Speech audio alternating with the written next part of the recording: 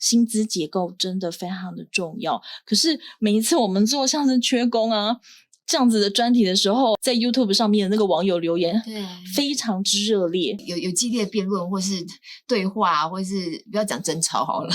有些人会说台湾哪里有缺工呢？台湾缺的是便宜的工。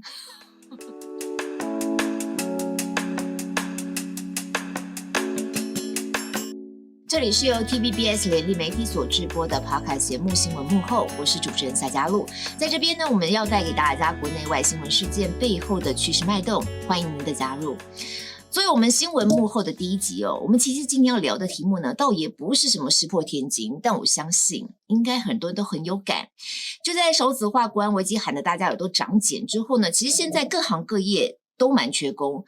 是不是就让我们进步对于人力资源结构性的变化就开始有一点点不一样的感觉呢？我自己印象很深刻就在不久之前那时候我播到一个新闻，我对于新闻画面那个现场的张力就一直在脑中挥之不去。我印象当中那个新闻场景是在台北马偕医院，然后当时呢是农历年之后的第一个礼拜一很多人都在那天赶着要去拿药或者生病了，一整个过年都没有去看，所以赶紧去看这样子的那个状况之下，在当天晚上到了很晚的时间，然后还有非常多的民众呢在药局前面等着领药，大家都非常的这个情绪很不好很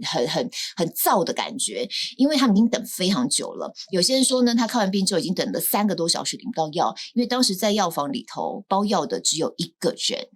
很急的药，没有急的药吃的，麻烦就是3天内再来领，不然可能到12点都领不到哦。医院人员要病患明后天再领药，但病患仅在窗口已经不耐烦。等了好几个小时也没有，就1个人，你看，30个小时了。来继续帮忙吗？来继续帮忙吗？不是的，他们能力不足，他们要解决啊。等领药超过3个小时真的太久，警卫见病患情绪高涨，也大声起来。那你要不要继续帮忙嘛？你讲这种什么话嘛？你讲那又是什么话？我什么继续帮忙？我懂啊。他们现在能力不足，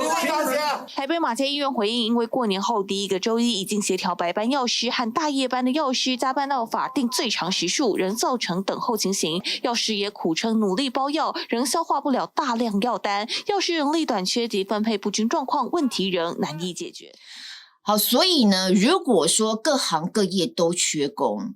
我们能够想象实际上对于生活当中到底会发生什么样的影响呢？当然医疗产业它是一个比较特殊的产业，如果今天要讲医疗产业缺工的话呢，可能也有一些比较特殊的背景。不过实际上我们公司TBS 在之前我们制作一个大缺工时代专题，所以今天我们特别要来邀请的是执行这个专题制作的资深记者王奕杰。奕杰你好。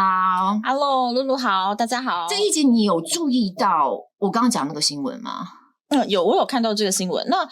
医疗产业它很特别，那比如说像我们私底下在跟药师聊啊，他就说其实像药师这件事情，他现在是医院的药师比较留不住人，然后他可能会流向的是社区药局，因为自己开业。所以薪水比较好，然后他可能压力也没有那么大，上班时间自己比较能够控制，有时候。对啊，因为自己当老板啊，对，自己当老板就是那个差距就很大。然后现在因为像我自己过去是跑医疗线的嘛，对，所以然后像我们最近也有在做一些，比如说访问一些医疗的相关的新闻，像我们私底下去跟医院有在聊啊，就是有些医院他已经没有办法开那么多床，对，他其实不是没有病床收，他是没有人去照顾这些病人，所以没有办法收，因为他有护病比啊。对，我几位护理师就照顾几位病人，因为不能够超过那样子的法律标准。但是因为我没有那么多护理师，或是护理师流失太多，所以就干脆那个病房就没办法开。所以大家的切身感受就是，很多时候呢，你真的有什么状况，或尤其家里老人家有什么状况，你送急诊啊，在急诊一躺要躺好几天甚至有时候急诊室里头还不够，还要躺到急诊外面的走廊。我还看过有这样，尤其大医院这样状况还蛮严重的。他们就会说是上不去，就是说上不去就是我只能在急诊，我上不去上面的那个病房。然后那个护理师，但因为护理师现在因为这个，缺工的问题真的已经到非常非常严重，因为就是比如说像现在有一个数据是直接就讲说，我们现在全国的可能像是这个职业的人数，职业19万的职业护理师，但是其实全国有护理师执照的人有31-2万人啊。所以有差不多40%左右其实都没有进入到职场，就是你有这个执照，但是你没有进到这个工作场域里头，或者是我从这个工作场域我离开了。现在有很大的比例是因为他离开了，那他可能就是比如说，如果你今天是比较基层的第一线的菜鸟护理师，可能刚进这个产业，他的薪水也不高，那他念护理相关科系，然后他又背负了人命，然后他又要实习，然后进到医院又是一个很高强度的工作，照顾病人，真的，然后薪水又不高。那我可以分享一下，就是像我最近，比如说我像最近去餐厅吃饭啊，然后或者是说我们去买那种手摇饮，然后我看到他们外面贴的那个真人，因为现在各地方都在贴那个真人启事嘛，然后我看到他们可能相关的什么储备干部啊、店长啊，那薪水都已经到5-6万了。但是护理师你刚刚讲的是多少？如果新进的话，如果是很新的，或者是你是地区医院，就是很新的，他才2-3万。可即便你做到护理长或稍微资深一点，其实也没有差到，当然那个薪水当然会好，但是就是他那样的职位毕竟比较少嘛。对，而且跟他的工作的责任啊，或承担的压力啊，或工作的时间啊、工时相比，其实也是哇。所以讲来讲去也是跟薪水有关。因为我妈妈以前也是护理人员哦，她以前很长年的都在做护理工作。那最起码我知道他们每年医院会分配这个医院也是会有利润嘛。分配下来那个护理师的占比跟医生占比，那比例是天差地远。对，所以如果医院真的就是有赚钱的话，也很少护理师会去享受到哦，你这么辛苦的工作，你也参加了医院这么多的劳力上的付出，可是你很难去同样有这个享受，有这样的回馈的感觉。因为他是第一线要照顾病人的人，然后他其实他们跟病人的那个直接，比如说你住院术后的恢复等等，他其实是最直接相关的。那我其实就有私底下听到，就是说因为流失人力太多，现在变成菜鸟带菜鸟啊。以前可能是你要做到一个几年，然后才算是学姐，然后我就带学妹嘛，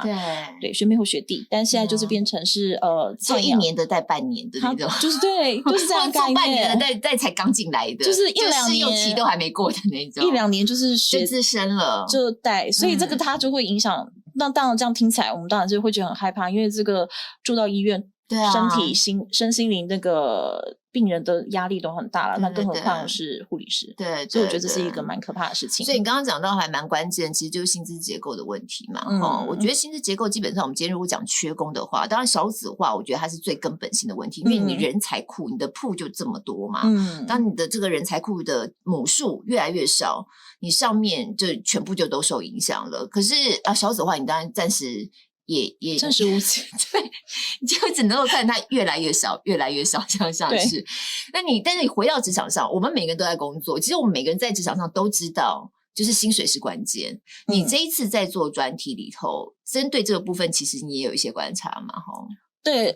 薪水就是因为像我刚刚说到，就是我们现在你看外面那个贴那个，就是贴在那种手摇饮店外面，贴在或者是你餐厅他在收银的地方，他就直接他就会放那个要找人，他的那个薪水就是餐饮业他已经拉到这么高了。那当你拉到这么高的时候，就代表说你就是非常需要人嘛。以前大家可能会认为餐饮服务业是一个相对比较辛苦，然后薪资条件也比较不好的。对，但现在它已经拉到这样，那所以这个当然会所以它会是一个循环，就是说那其他产业的就可能，那比如说像护理师，他为什么会流失？就是说他的薪水条件没那么好，那你如果那个对比那个辛酸，然后你看到餐饮业已经开出这样子的薪水，那我在医疗产业是这样的薪水，然后我背负着照顾病人生命的这样子庞大的压力，还要轮3班制，那餐饮业都还不用，餐饮业没有到3班嘛，所以那这样子的话，它会造成这个产业的流失，它就会这样子。护理师这样，产业就这样子。那可能餐饮业，但餐饮业现在也还是缺，他们说真的很缺。可是因为餐饮业又是台湾在内需产业当中一个很重要的一个产业，对，所以它就是一个问题。所以现在餐饮业也开始就是用高龄的员工，中高龄员工，那他们就觉得他们觉得中高龄员工其实是他们现在的一个契机，稳定度也比较高，会不会？他们觉得是，所以他们在用中高龄员工的时候，他们会觉得比年轻人稳定度高，然后可能你跟他讲他跟他们讲话，他们自己是这样形容啦，就是说你跟年轻人讲，他可能不见得会把你所有的话他都一定会听，但是他会觉得中高龄员工他可能在服从，或者是说他们也比较可以圆滑的应对客人。所以这是个解方之一啦，就怎么样让中高龄的这个，有些好像不好意思讲长辈，因为我觉得我每次讲中高龄长辈好像在讲我自己，但是我说如果中高龄的这些劳动力怎么样有一个友善他们的一个职场环境，吸引他们还回到职场，或者不要老是讲退休好像到了几岁就要退休了，让他开始不要是我们在人生规划当中好像就是已经被局限住了，我到65岁我就要退休这个想法深植人心的那种感觉，我觉得脑袋也要重新打开，这可能是一方面解放。可是回到结构性的问题啊，你刚刚一直在讲，就是即便是薪水拉高了，都还是缺，那根本性的原因真的就是扣着少子化吗？还是还有一些其他的？因为少子化，就是因为我们的这个需求的人力就一直在下降嘛，然后还有就是我们在访问的时候，当然也有一些问题，就是毕竟用中高龄员工这件事情，它还是一个起步，还有现在一个比较新的倡议，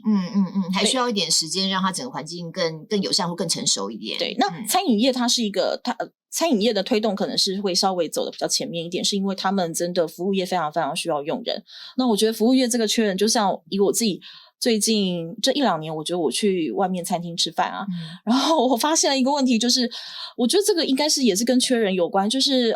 上菜速度就是真的平均都要等非常非常的久。就比如说，因为通常外面的餐厅通常都会限时差不多90分钟嘛，用餐时间，对，就是尤其是那个就周末假日的时候，就90分钟用餐时间。然后像我最近去吃饭，我可能已经30分钟了，然后菜都还没有上来。天哪！对，那它还是算在你那90分钟里面。然后那时候我就有点紧张，我心里想说，那90分钟，但那个菜一道都还没有上。你好歹前菜先上一下，一道都没上已经等了半个小时嘞。有啦，有饮料啦，有饮料，但是就是对，所以那因为我们是那是叫菜的嘛，所以对，那我稍微问一下，就是说，那大概什么时候会上菜这样子？因为会怕，因为那个就是你的用餐时间就其实就被压缩了，对，所以它就会是那我觉得这个问题应该将来会越来越严重。如果说你没有解决人力的需求的问题的话，所以现在有一些餐厅，它可能就是会说你扫 QR code， 对，你直接用手机的 app 点餐，对，没错。可是因为我觉得，但缺工这件事情，它可能还有后场的人员啊，那上菜可能也需要有人上啊，就是点餐这一步可以节省一些人力。它当然就是一直大家在找方法了。对，我觉得你讲那个大家应该也都很有感，像我自己就有看过，明明餐厅里头就还这么多桌，为什么你就是不让我们进去？那刚开始你会不大理解，到后来你就开始习惯了，就觉得说对，他就是没人，他已经慢慢变成我们好像就是很无可奈何必须去接受的。讲到原因面呢，一方面我们刚刚提到有薪资嘛，二方面也提到这些让中高龄再回到职场还不是那么成熟，还有你在专题里头有特别讲到女性离开职场也有一些太无奈的因素，使得这批其实是非常好的劳动力都被迫要离开。另外还有一种就是中年人为了要照顾长辈，也是一种不得已的离开。对，就是女性这个它其实就有点像是我们过去在探讨就是生育率的问题，就是你要让女性愿意生，你必须，她可能会担心嘛，因为现在女性都会保有可能双薪家庭才可以维持一个家庭的经济的收入，那女性可能她也会很怕，她一旦离开了职场，那我有没有办法再回来，或是我有没有办法回来我原来的薪水条件，或是我原来的职位条件。对，所以女性在重回职场这件事情也是现在有一些大家也是在倡议的，就是说你要如何让女性的劳工，就是我之前去访问的一些团体，他们是说其实你如果去摊开政府的数据的话，台湾的女性的劳参率在年轻的时候20-30岁的时候是很高的，我们可能比很多国家都高，但是我们就是会到一个数字以后，它就会慢慢的掉下来，就是它可能是为了它真的有育儿的需求，大概会在什么样的年龄段就开始往下掉？大概在差不多35岁以后。对，那他可能就是他有生育的，他就是真的是育儿，然后还有就是为了照顾家人，那可能这是一个比较传统的观念，就会认为说你如果是照顾长辈，然后有育儿需求，可能就是女性要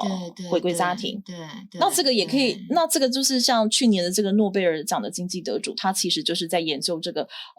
高工时，它可能会影响就是这个男女薪资，还有女性有没有办法留在职场上，就是他的研究是这方面。那这通通都是有关系，所以就是必须要想办法把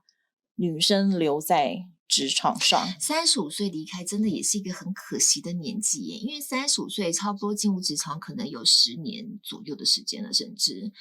已经累积到了一定的资历了，然后能力啊、资历啊都到一定的程度，经验啊什么的，可是你却是在最好用的时候，然后最觉得说啊，我都已经经历了10年职场生活，我好像可以大展身手的时候，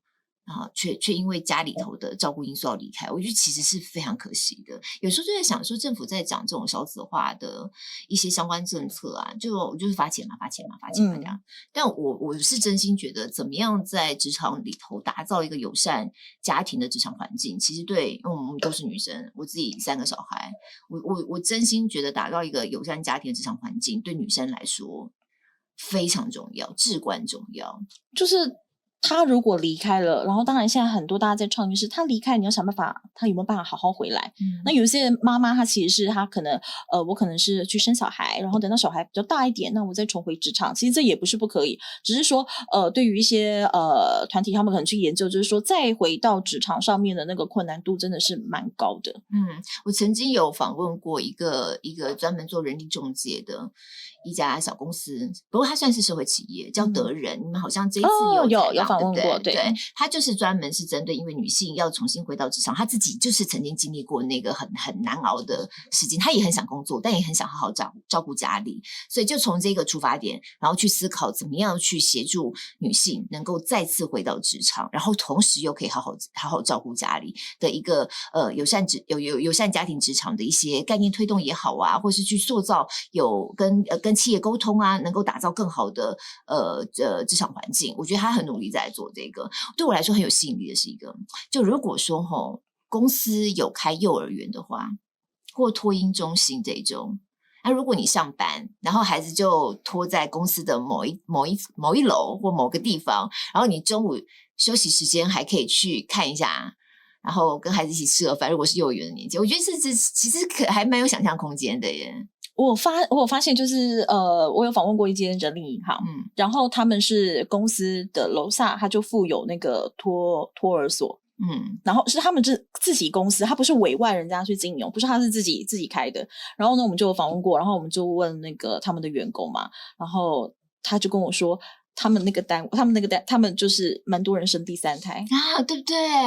因为他会觉得是说，因为要生小孩有很大的勇气啊。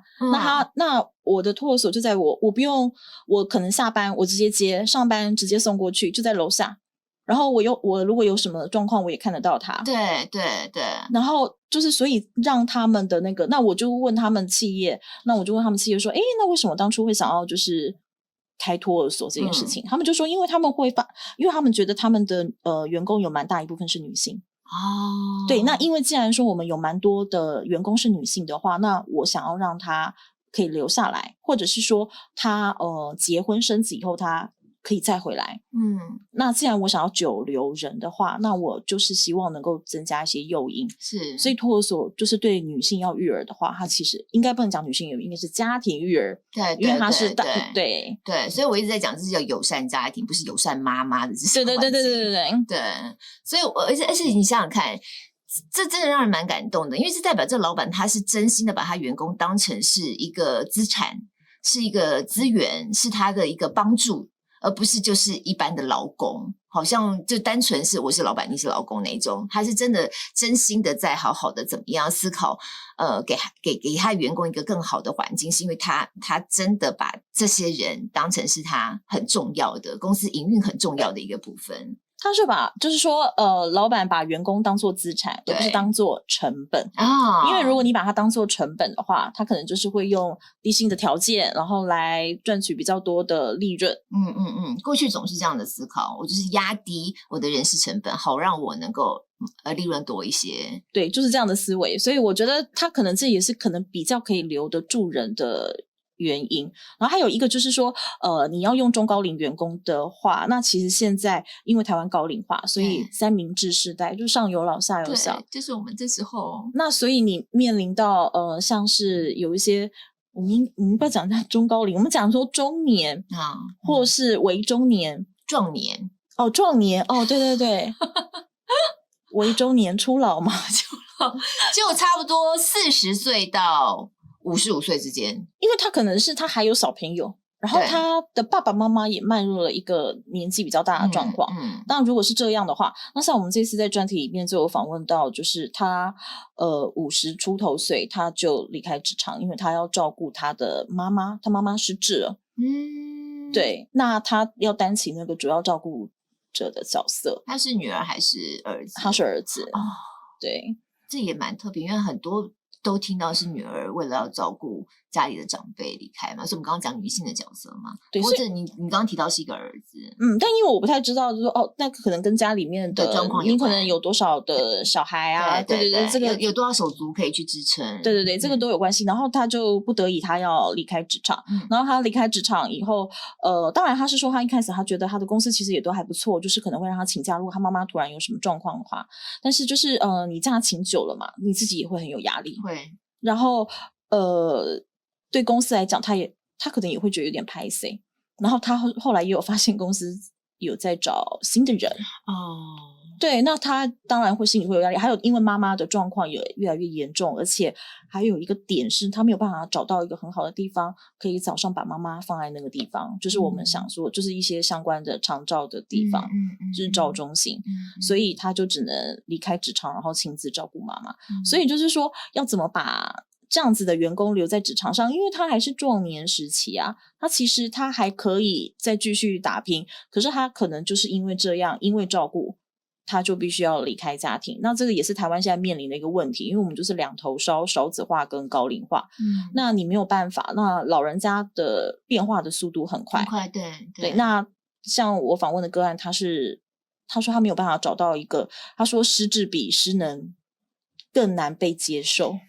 因为他如果还能够动的话，就是有的时候要照顾失智长辈真的很不容易，他会想要出门，他有时候会比较躁动，或是他一下出门，你如果一个没有注意的话，你可能真的就不知道他跑到哪里去了，所以在照顾上我觉得确实又更辛苦一点，都辛苦，但是不一样的辛苦。可真的不管怎么样，你家里有一个像这样长辈，你要安心的工作就很困难。对，然后像我访问的那个大哥，他就说他那个时候妈妈的状况当然是一个渐进式的恶化嘛，然后他说他可能会他可能会回家发现家里还有东西在那个瓦斯炉上还在烧。对，就是可能妈妈她忘记了，她那个时候也许还没有那么严重，她妈忘记了，对，所以那是一个心里面压力很大，她会心想说天哪，我如果再晚一点点回来，家里就不知道就怎么会不会发生什么事。那个压力大到他说他觉得那比工作压力还要大，因为他会一直一颗心悬在妈妈的身上，所以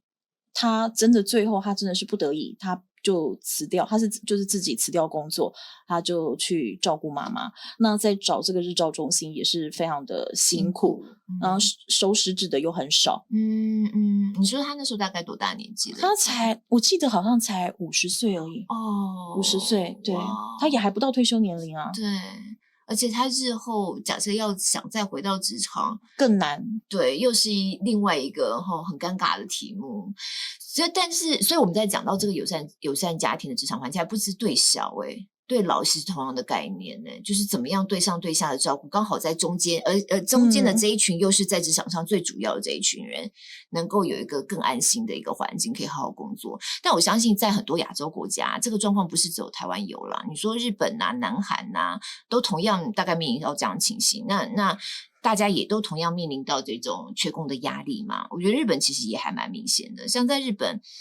我们台湾人很喜欢去嘛，我觉得大家都或许在日本看到这种年纪已经蛮长的老人家在地铁站，有时候在扫地啊，在做清洁啊什么的，这种画面我是看到很多遍。你自己在这次的专题里头，其实我有看到，就是你有针对不同国家然后好像也面临到同样的困难，你一直在想方设法的，希望能够缓解缺工的压力。对，讲到日本的话，就要提到就是说，其实现在台湾有一些团体，他就像讲到刚刚那个中年壮年，然后他离开壮年时期，他就离开职场，那其实就是有在倡议，就是说所谓的顾老假，我们会有育婴假。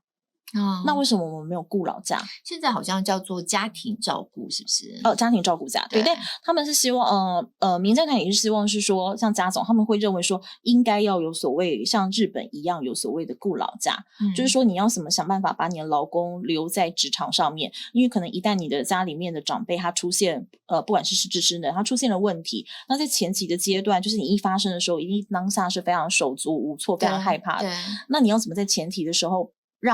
给他那个时间，让他去安排，比如说把他送到长照机构，比如说让他去早上可以去日照中心，就是说或是帮他申请一些鉴定啊，找照顾的人力啊，就是说那个前期的安排的话，或许可以像日本一他们有提供这个所谓的顾老假，因为日本就有93天的顾老安排假。它的概念有点像是育婴假。就是他93天，就是说，你可以跟雇主提出来这样子申请，对，他们会希望是说，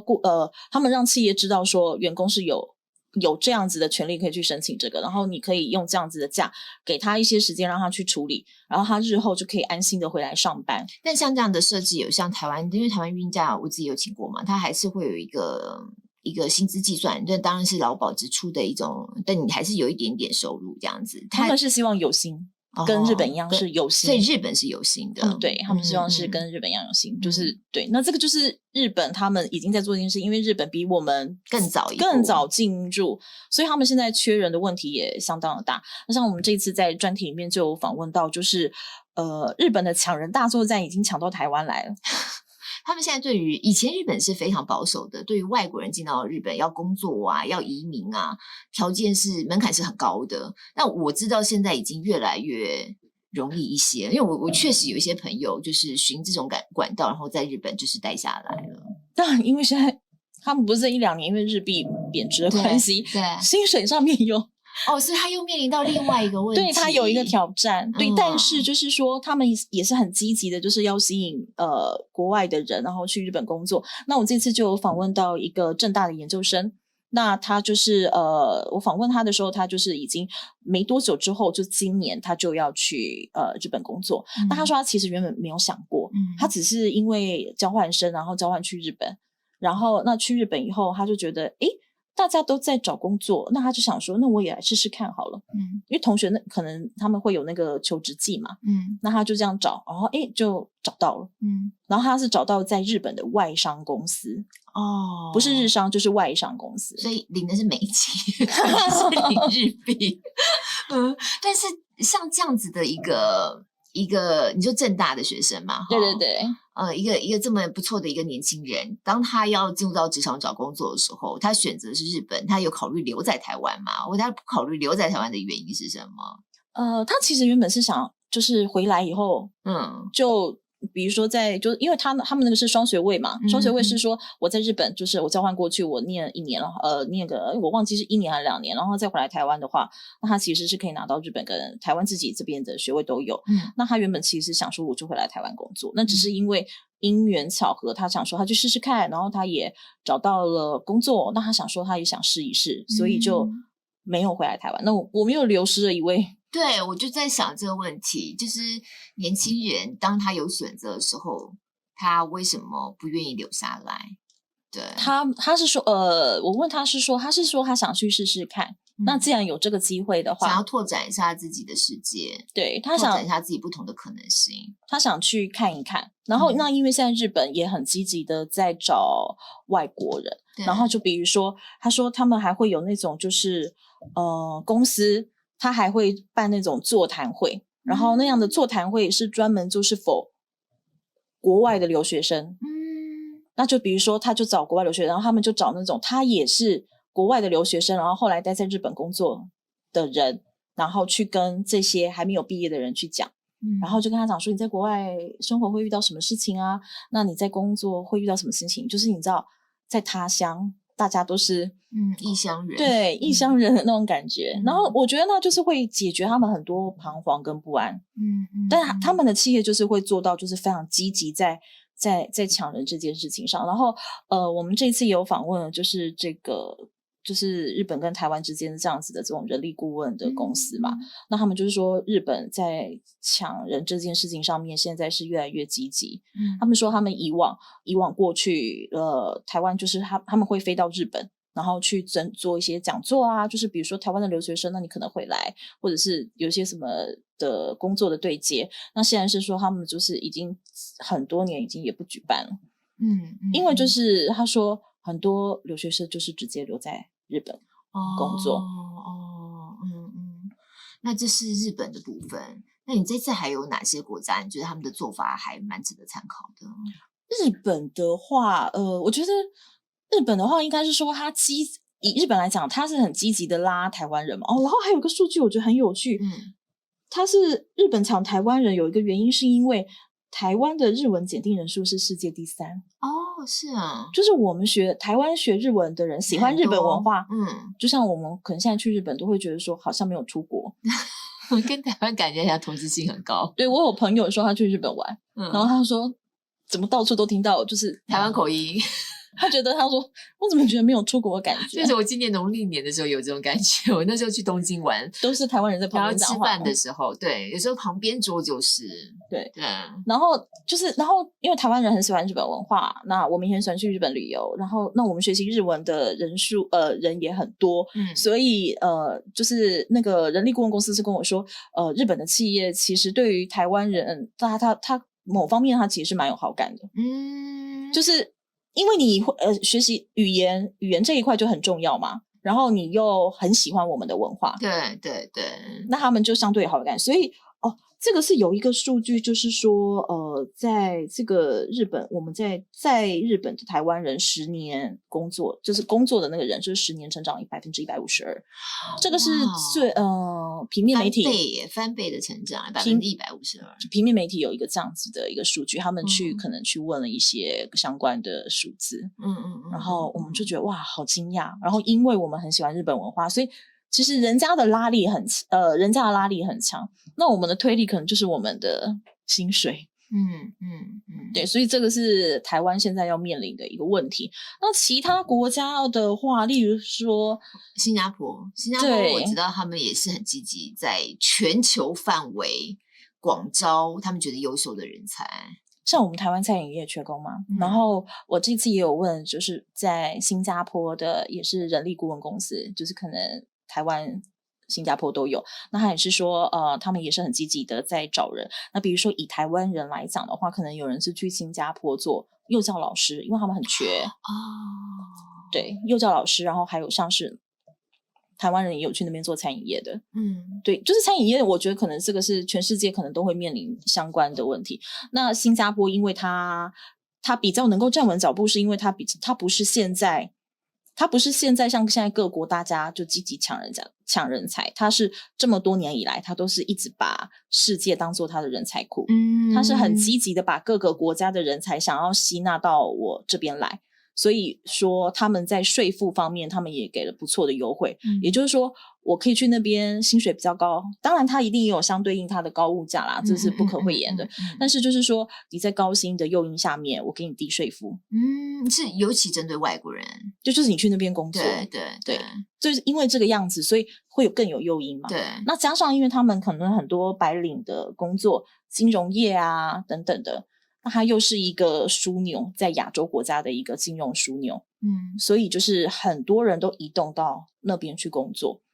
那虽然它的国家很小，但是人才的吸引力却是非常非常的大。那这一点就是当然它也有它的地理的战略位置啦，不可讳言。但你在新加坡跟日本比较起来，对人才这件事情你就可以看到他们长期以来根本性思维的不同，对不对？新加坡它一直都是开放态度。就像你刚才讲，它是把全球一直以来都把全球当成它人力招募的市场。可日本以前都是很封闭的，一直到现在不得已才慢慢开放。那刚好又因为台湾跟日本的特殊的友谊，大家觉得很亲切，所以他们尤其是把台湾当成一个非常重要他们海外人力如果要招募的话，一个非常重要的据点，反而是。当然也有一个是，当然还有局限，升迁的局限哦，就是说他如果你是在日商公司，他可能就会你会有一个，我们也有听到，就是会有一个升迁的天花板，他可能会更倾向于是日本人。那你如果是外国人在日本工作，你会不会到了一个年纪，你可能那个天花板你也升不上去？对。不过他们是说这样的状况应该它会越来越改善。然后再加上就是说，那你可能也许你可以是去选择在日本的外商公司哦，就像你刚才讲那个政大的同学一样。对，那他那外商公司的天花板就比较不会被限制住，所以这是一个问题。韩国的话，韩国是跟台湾在争第1名，生育率最后1名的第1名，就从后面数的第1名。所以他们也是就是高龄跟少子化。非常非常的严重，他们好像这部分真的是第1名。我印象中他们去年好像是才0.72，对，他们就是生育率就是在世界上面倒数，那台湾可能就是那个第2吧，还是第3？所以有一段时间网络上大家也常常就是韩国就是都一定要第1名嘛，什么都是他们的那种感觉，然后台湾人就很气这样子，然后就是现在觉得那没关系，它也是高龄少子化，就是亚洲这几个国家其实高龄少子化都非常严重。那他们有一个新的政策是说，因为他们要鼓励女性就是返回职场嘛。就是说，再回到职场上工作，所以他们还有就是引进所谓的家事外劳，那跟台湾也很像啊。对，他就是专门是他们就是有一个这样子的想法。但当然，我们去访问韩国人在台的韩国人，但他们会认为是说，其实他们还是要解决的是一些根本性的问题，就是女性重回职场，她有没有办法顺利回去？韩国的职场文化可能对于女性在职场上跟台湾其实是不大一样的，她压力更大。对，而且你刚刚在讲家事外劳，台湾虽然也有家事外劳，可是申请的概念跟你刚才讲的也不一样。对，台湾的家事外劳真的有的时候是都要有那个量表嘛，一定要你家里有多少个几岁以下的孩子，或多少个年龄多高的长辈，然后加起来那个分数，其实非常困难。但是它在开放，它不是为了让女性回到职场这个考虑，然后去做这样的开放。我觉得你刚刚点到这一点，或许也是政府可以怎么样去思考的一件事情。可是因为他们其实也才刚刚开始试办，它是一个，它可能也是一个就是试试看的一个，所以他现在详细的状况是怎么样，其实还不知道那个效应是怎么样，因为他真的才刚刚有这样子，它一个政策的措施，好像是在首尔吧。而且有时候就会有一些蝴蝶效应，当一个政策在做变动的时候，你不晓得后续会带来什么样的效果，所以有的时候其他的利益团体可能也会有不同的意见跟想法。你刚刚讲了那么多啊，你自己来看，你觉得台湾比较适合去效法的是哪些国家的哪些做法，会其实也还蛮适合我们的？台湾的话，我觉得你刚才讲到那个日本的顾老假，这是一个吗？对，顾老假我觉得是台湾，就是你要想办法把壮年，他明明就是一个还在职场上发光发热的年纪，而且他搞不好是主管阶级了，对，他其实是还有很多经验的，他可以传承，他也可以领导，那他也可以就是他也可以继续发光发热，所以顾老假是一个。然后还有我觉得应该也是薪资结构的问题，像我们之前访问学者啊，学者就说因为近年来台湾不是每一年都有调高基本工资嘛，那学者是说基本工资当然是一件很重要的事情要调高，因为它是评量一个国家的这个就是这是一个标准嘛，它是一个基本标准，对，很有指标意义。但是要改善低薪的环境的话，不是只有这件事情要做，它必须要很多的相关政策一起上路，就是比如说台湾的企业必须要扭转思维，你要想办法做产业升级，那你要想办法让你的公司的获利的来源，因为你要升级嘛，做创新，而不是只是把人事成本压到最低。对，不是我们刚才讲的那种方式获利，因为它是一个恶性循环。那你当这个长期处在一个低薪环境的话，那劳工当然就会想说，其实我们都劳工，那他们就是说，那我如果更有能力，那我就去国外工作啊，我去新加坡，我去日本，或去哪里，就是说这样子的人力流动的速度可能会越来越快。如果说你的长期的这个低薪的产业结构没有去把它改变的话，所以我觉得薪资结构真的非常的重要。可是每一次我们做像是缺工啊这样子的专题的时候啊，然后在 YouTube 上面的那个网友留言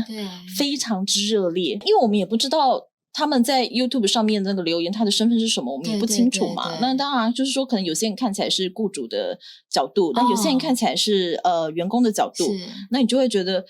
这个公司的角度跟员工的角度，你就会觉得说是两条平行线。然后你就会觉得，就是好像人家在说男生跟女生是不同星球的人，大家的想法思维都不一样。他们会怎么样在有激烈辩论，或是对话，或是不要讲争吵好了。他就是比如说有些人会说台湾哪里有缺工呢？台湾缺的是便宜的工，就是很酸到爆，酸度很高，就是说就是刁嘛。那可能企业雇主，然后讲到中高龄好了，就是禁用中高龄的人力，好好的善用。那可能有一些人他就会留言，就是说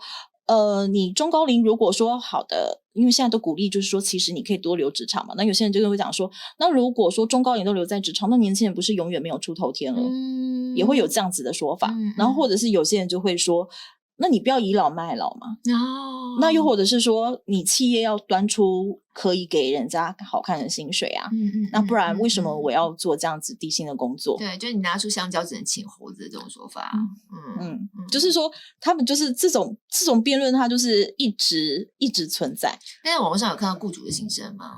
雇主有些人就会说，比如说他就是我们要友善职场，那我们要让中高龄留在职场，或者是说他可以在找工作嘛，就是说多这样子的人力，那可能就会有些人就会说，那你中高龄也要想办法改变自己的思维啊，那你不要就是觉得你自己很有经验啊，你要与时俱进啊，那你要培养你的专业技能啊，那不然为什么我要用你呢？就是说当然我们也不知道他留言他的背景是什么，就是说他就会有各方的讨论，那当然这些讨论当然都可以去思考，就是说禁用中高龄人力。那上访我们访问学者，他们也会觉得说台湾要思考，就是说台湾好像很僵化，就是在禁用中高龄人力的某些产业，它就会停留在是比较是劳动力产业，因为比较付出劳动力的产业，可能像是餐饮服务业等等，或者是说好像我今天如果中高龄要高龄啦，可能中高龄要重回职场，那只有这些产业可以做吗？那为什么他不是做他原来专业的产业呢？那可能这就是跟企业他愿不愿意再用你有关。那这当然可能也会牵扯到的是职位跟薪资。对。那人力银行他们就会建议就是说在这件事情上面，就是说你中高龄人力你可以让他可以是变成一个比较像顾问的角色，或者是说你可以让他变成老师，就是说就是说企业要去设计一个良好的晋升制度，让年轻人可以往上升，那然后让中高龄的人他也可以继续把他的经验带下去，就是说你要让人家觉得有希望。对，那学者就直接讲啊，就是说你要让年轻人看得到盼望啊，要不然他会觉得他永远没有升上去的一天。对，所以就是 YouTube 下面就是会开始激烈的，就是很多网友留言，就是说我觉得大家对这件事情可能是非常有感的。你看到目前你在做完这个专题之后啊，你看到目前政府推出来的各项政策啊，你觉得对于缺工问题你是乐观以对呢，还是其实还是蛮悲观？那现在还有一些新的技术的辅助嘛，你说 AI 或机器人这些科技都一直在发展嘛，如果再把这个因素扎进来的话，你会觉得它是可以帮大家缓解压力，或者某种程度老公又觉得我是不是要失业了？新闻产业吗？对，各种产业应该都有同样的压力，就它会出现同一个问题，好像一个命题出现了，各种挣扎都会有。对，所以你自己在做完这个大缺工时代的专题之后，你对于缺工议题，你基本上会保持一个怎么样的态度去看待？比较正面态度或比较悲观态度？讲台湾吗？以台湾来讲，或是趋势上来看，我是觉得是说台湾如果都没有改变思维的话，那真的会很悲观。因为就是我们的薪水条件没有人家好，那你那个外部的拉力就会很严重，然后那我们自己那你这个内部的推力就会把人才往外面流失嘛。那很多现在年轻人他可能也不愿意去公司上班，我觉得我做自媒体啊等等。那比如说我觉得 AI 可以辅助是比如说像今年日本还有那种外送机器人出现它就是一个它在缺工下面要面对的问题。那我觉得台湾当然在新科技方面其实可以再更加油，就说我们想办法用新科技去补足缺工这个问题。但当然就是你在薪资条件还有劳动条件还有台湾是高工时的问题嘛，也有高工时，这个都是要相对应要去解决的。不过刚刚讲的我觉得是最难的一个部分，就是大家整体性的思维要改变。那真的是从上到下，也不只是政府到社会从老板到员工，那是整体性的。所以或许今天大家听了这个节目，每个人不管在什么样的位置上，可能也可以想一想，如果我今天在我这个位置上，我可以有什么像不一样的思维去思考这件事情。或许大家聚集出来某一个想法，越来越聚焦，可能还是会有一点点看到转机啦。我们还是加薪我们还是加薪是最重要。今天这就是我们这一集的结论，因为很重要的是我们要讲3次加薪加薪加薪这样。好 ，TVBS 的大缺工时代专题呢，我们会把这个连结附在节目资讯栏里，非常精彩，总共是1个小时嘛？对，1个小时的缺工专题。对，那如果单则看的话，也可以。是不是？大家欢迎贡献点阅率，可以哦。大家欢迎贡献点阅率。好，今天非常谢谢一杰跟我们分享他自己在采访过程当中看到的、听到的，然后别人怎么做，我们现在面对什么样的问题，让我们能够有更脉络性的了解。贴近你的耳朵，听看不到的故事，有什么想要跟我们说的，也欢迎透过许愿池来留言。喜欢这个节目，也欢迎大家可以在 Apple Podcast、Spotify 给我们5星回馈哦。感谢大家的时间，谢谢一杰，我们下礼拜再见。拜拜。